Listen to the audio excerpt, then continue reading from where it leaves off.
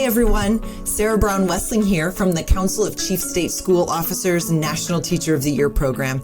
And I am so excited to announce the third season of Voices from the Classroom, the State Teacher of the Year podcast. CCSSO's National Teacher of the Year program provides a platform for exceptional educators to elevate issues that affect teachers and their students, to expand their leadership roles, and to inform policy and practice. In this season of the podcast, 2022 State Teachers of the Year will teach us about the lessons their students keep talking about. Maybe it's the one that they come back 2 years later and tell the teachers about. Or maybe it's the one their most recent students have asked for over and over again. This season, we are honored to have two past State Teachers of the Year conducting the interviews themselves. You'll hear Stacy McAdoo, 2019 Arkansas State Teacher of the Year, John Arthur, 2021 State Teacher of the Year, and me in conversation with our teachers throughout this season. I invite you to listen to these incredible stories. Welcome, everyone, to the Voices from the Classroom podcast. I am Stacy McAdoo, your forever 2019 Arkansas Teacher of the Year. And today I am here with the 2022 New Jersey State Teacher of the Year. Woo-hoo! Will you introduce yourself and tell us what you teach and just a little bit about yourself? Sure. Hi, Stacy. My name is Teresa Mon, and I am from the great state of New Jersey. I am a history teacher, high school history teacher. Sometimes they pull me in to teach an 8th grade class as well. And I have been a New Jersey educator for 40 years, and I'm very excited to be here with you today. 40 years. That is very, very impressive.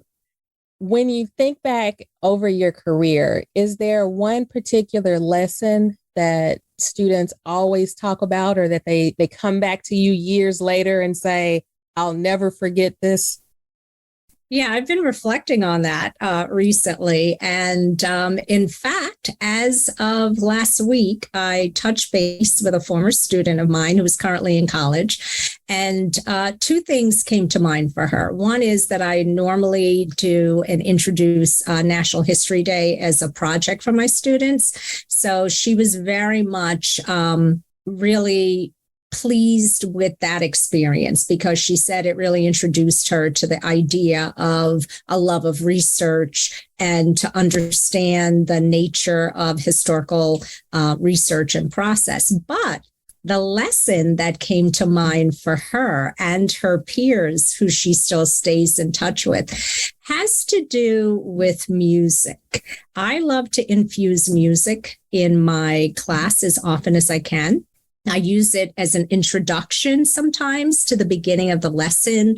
It's a pick-me-up. It helps to focus the kids. So we were on a unit, and this was sophomore year for her.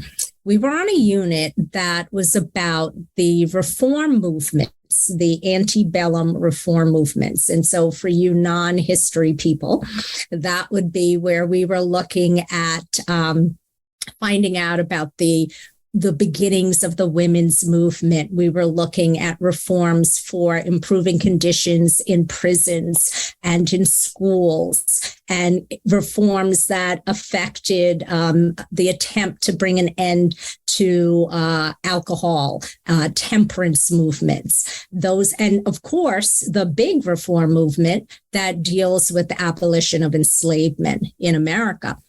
Instead of going the traditional route, what I asked my students to do was multifaceted. One is I believe that they should find the information from primary sources as much as possible. So kind of guiding them to archives and guiding them to specific documents that they can analyze and respond to. But the culminating activity, this was a group activity, is to create an original rap, a piece of music about their particular reform movement. And they were asked to connect what they learn about the past movement to anything similar, issues that are similar today that we still need to address and improve upon. So within the group, they all had responsibilities. You know, there was the researcher, there was the creative director, there was the writer, all of the different responsibilities. It was on them to decide what kind of music they wanted to use. And they're so skilled at finding current songs that they could use without lyrics. So then I don't know if copyright laws may have been violated, but I'm not checking at all on this. So they decide as a group on the background music that they want. They compose their lyrics. They're given guidelines as to how long, you know, I didn't want someone that did research that resulted in a song that only had one stanza, right? So there were some guidelines in terms of the depth of knowledge that I needed them to demonstrate. And so they created and composed their lyrics. But we took it a step further, because then it was going to be showcased. We had the day when we had our class showcase of all of the different group presentations. And I had my iPad, and they knew in advance that they would be recorded. And I still have the videos on my iPad. And so on the day of our showcase, each group came forward, and some of the members, they even created choreography in some cases to accompany their music and to accompany their lyrics. They also had slide presentations in the background as scenery or to enhance the lesson that they were trying to get across to us. And they determined themselves who would play what role in the showcase. There were some students who didn't feel comfortable being the actual performer. So it was up to the group to find a role and decide what they would do on that particular day. And I'll tell you, it's amazing. They were very supportive of each other, but we as educators know that this is the kind of project that you can do, but you first have to lay the groundwork of creating an environment where there's trust and where the students feel safe to be themselves and safe to perform. So the day of the showcase, each group came forward and did their presentation. And I must admit, one that sticks in my head, and it happened to be done by a student who I'm still very much in touch with, even though she's in college right now. And they used Shaggy, It Wasn't Me. And their focus was on the women's movement. And they talked about the inequity in salary and what women, you know, what jobs women could have at that time, and compared it to the inequity in salaries today. And it's wonderful. And so students will come back, and I have them as sophomores. And if I have them as seniors, they will ask some of them for me to play it for them so that they can look back and have a good giggle on what they were like at that time when they created it. What do you think is the biggest lesson that your students learn from that lesson? It's a great question. I think what they learned is that information, content, historical content can be relevant and authentic, and that the way we approach history should not be through the previous ways of rote memorization, that there can be creative control. But I think importantly, they recognize their empowerment in the process, that they were able to choose their reform movement. So there's student choice involved. They were able to design and create the project just from collaboration within their group. This is not something that I dictated. We had previously created a rubric together. so that they all understood what it is that was expected. And having that choice and then being able to express it and have creative control gave them control over the learning process. I was really in the background. I had relinquished the authority, if you want, of my class to the students. And I really think that's what makes them remember this lesson.